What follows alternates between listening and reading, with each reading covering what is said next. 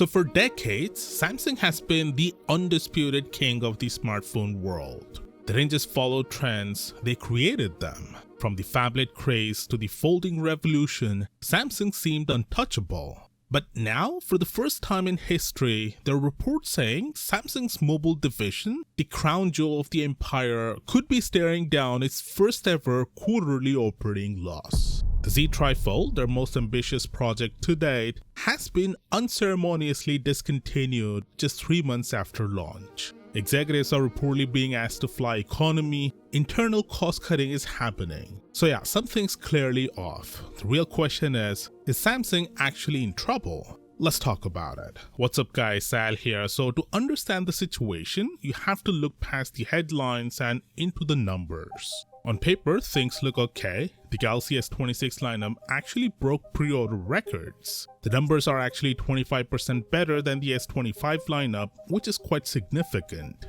Even the Z Trifold, a $3,000 experimental device, was selling out within minutes. Yes, quantities were limited, but still, people wanted it.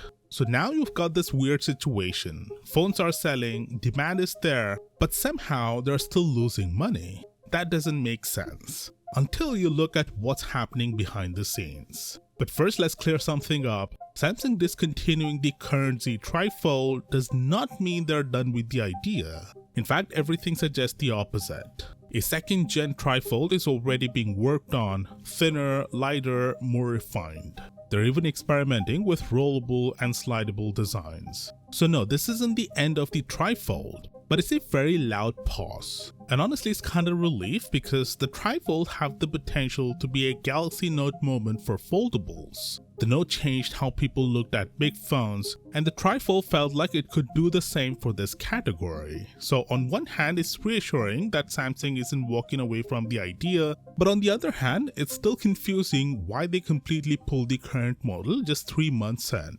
Because discontinuing a product this fast, especially one this important, only happens when something is seriously off. And that something comes down to one word: cost. More specifically, chip costs. Over the last year, the price of memory chips has skyrocketed by an eye-watering 850%. Now, because Samsung builds its own chips, you'd think they'd have an advantage, but it's actually the opposite.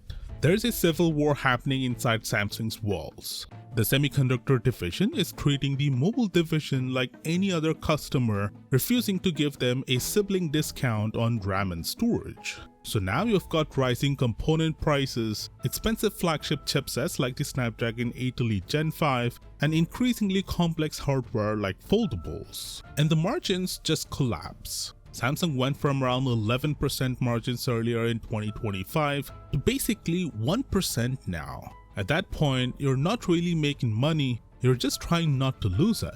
And nothing shows this better than the Z Trifold. Even at nearly $2,900, Samsung was reportedly losing money on every single unit. Think about that, the most expensive phone ever, still not expensive enough. So they had two options: keep selling it and lose money every time, or pull it, take the hit, and come back with something better later. They chose to stop the bleeding, and honestly that's the only move that makes sense, even if it looks strange from the outside.